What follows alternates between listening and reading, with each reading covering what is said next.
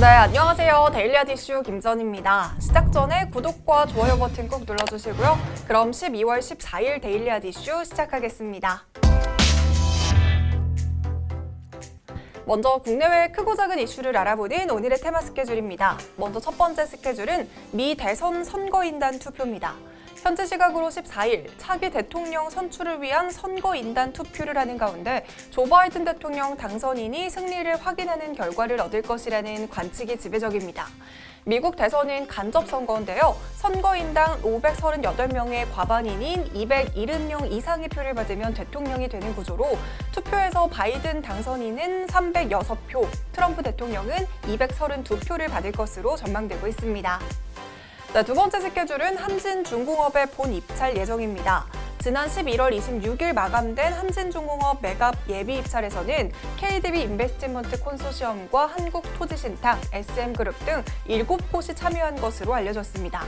입찰 제안서를 제출한 곳은 사모펀드와 신탁사, 해운사 등인데요. 조선업과 직접 관련된 기업은 없는 것으로 전해졌습니다. 네, 세 번째 스케줄은 TLB 신규 상장입니다. 인쇄 회로 기판 제조업체인 TLB가 오늘 코스닥 시장에 신규 상장했습니다.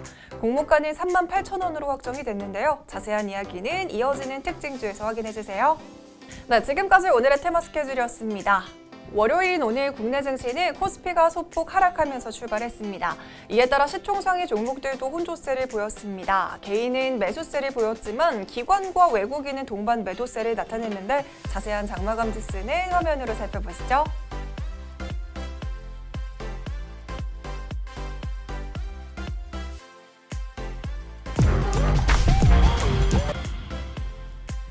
네, 이어서 오늘의 공시 체크해보도록 하겠습니다. 시즌의 현금 배당 공시입니다. 시즌은 오늘 장전 공시를 통해서 주당 1,500원의 현금 배당을 계획 중이라고 밝혔습니다. 올해 연 매출이 1조 원을 초과 달성한 건데요. 지난해 1,220억 원이었던 매출이 1년 새 약 10배 가깝게 퀀텀 점프했습니다. 이번 코로나19 사태를 기점으로 시즌의 분자 진단 시약에 대한 신뢰도가 높아져서 전 세계적으로 코로나19 진단 시약뿐만이 아니라 기존의 자궁경부암과 성감염증, 소화기 질환 등 다른 시약 수요 역시 큰 폭으로 증가하고 있는 상황입니다. 이에 따라 시장에서는 현재 2조 원 수준인 최대 생산 능력을 내년 1분기까지 5조 원까지 확대할 방침이라고 밝혔습니다. 네, 그럼 오늘 주식시장을 들썩이게 한 오늘의 특징주 살펴보겠습니다. 먼저 첫 번째 특징주는 TLB입니다. 오늘 코스닥 시장에 신규 상장한 기업인데요. 이 TLB가 상장 첫날부터 급락세를 보였습니다. TLB의 기업 소개 먼저 시작해 볼게요.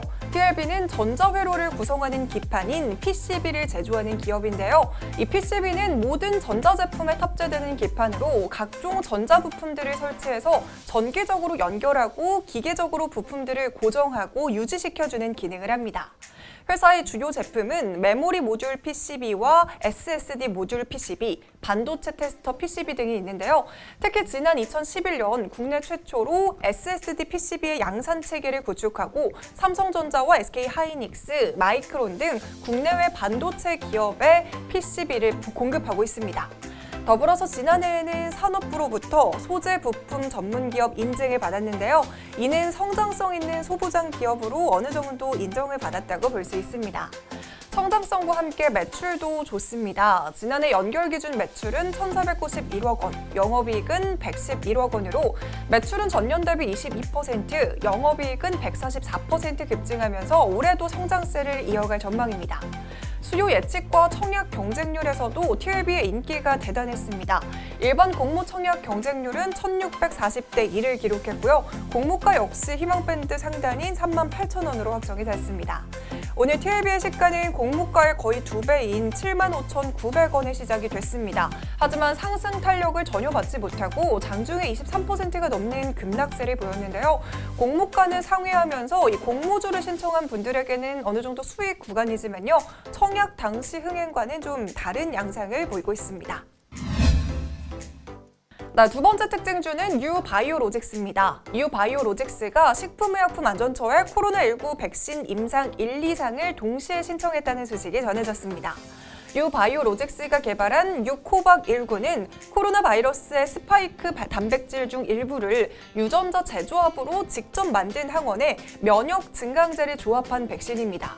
냉장 보관이 가능하기 때문에 화이자 백신과 같이 초저온 보관 과정 없이 일반 바이오 의약품의 유통 시스템을 이용할 수 있다는 점이 가장 큰 장점입니다. 이번 유바이오로직스의 임상 설계는 1상과 2상을 결합해서 실시하는 방식으로 계획이 됐고요.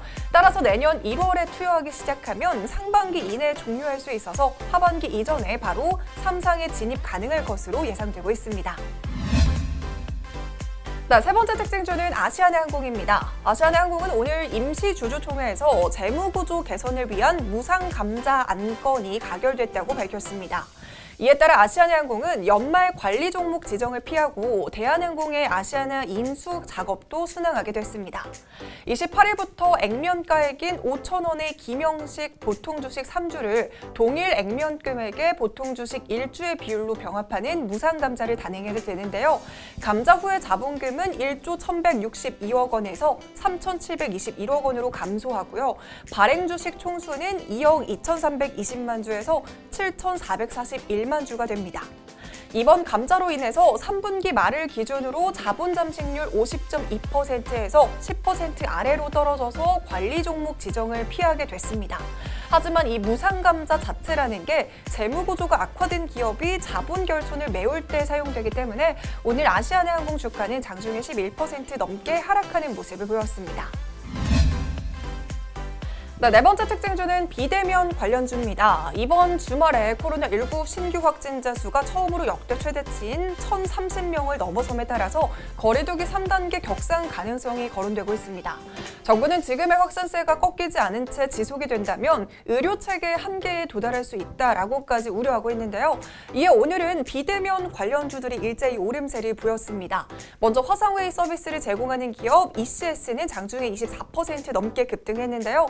최근 정부가 시행하는 비대면 서비스 바우처 지원 사업을 진행한다고 알린 바 있습니다. 이어서 재택근무 관련주로 잘 알려져 있는 알서포트와 소프트캠프, 이 밖에도 온라인 교육지인 YBM넷과 아이스크림 에듀도 모두 오름세를 보였습니다. 마지막 특징주는 소마젠입니다. 이 소마젠이 미국 전역을 대상으로 타액검사법 코로나19 진단 서비스를 제공할 예정이라는 소식에 강세를 보였습니다. 이 타액검사법은 다른 방법과 달리 별도의 핵산 추출 단계가 필요하지 않기 때문에 키트나 치약의 공급 부족 위험을 최소화하면서 시간과 비용을 절약할 수 있고요. 코로나 바이러스를 2시간에서 3시간 만에 신속하게 감지할 수 있다는 점이 장점입니다. 개인이 면봉이나 다른 채취 도구 없이 직접 본인의 타액 샘플을 의료 전문가의 감독하에 살균 용기에 수집해서 추가 감염 위험을 줄일 수 있어서 검사 수요가 크게 확대될 것으로 전망되고 있습니다. 그럼 본격적으로 오늘의 핫 이슈 알아보겠습니다. 오늘의 이슈는 현대차의 미래 먹거리는 로봇입니다. 현대차 그룹이 미국 로봇 전문 업체인 보스턴 다이내믹스를 인수한다는 소식이 전해졌습니다. 이번 인수에는 정의선 회장이 본인의 개인 돈 2,389억 원까지 투입이 되었다고 하는데요. 자동차 제조사로서뿐만이 아니라 자율주행차와 도심 항공 모빌리티 등 그룹의 미래 신사업과 시너지 효과를 낼 수 있다는 판단이 갈려 있습니다. 이렇게 현대차에서 로봇 사업을 미래 먹거리로 선택한 이유 중 하나는 바로 코로나19입니다.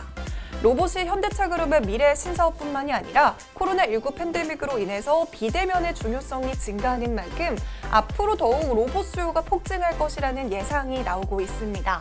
사실 정 회장은 그동안 꾸준히 스마트 모빌리티 솔루션 기업을 강조해 왔습니다. 지난해 10월 타운홀 미팅에서는 현대차 그룹 미래 사업의 50%는 자동차, 30%는 UAM, 20%는 로보틱스가 맡게 될 것이라고 밝힌 바 있는데요. 이번 인수를 통해서 본격적으로 미래 성장 동력을 확보하고 신시장 개척에 나섰다는 평가입니다.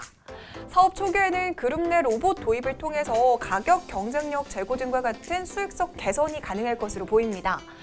이어서 국내외 다수의 현대모비스와 현대글로비스의 공장과 물류센터에 로봇을 배치하고 로봇 수요를 확대하고 로봇 시스템의 신뢰성을 검증하는 테스트베드 역할도 수행할 수 있습니다.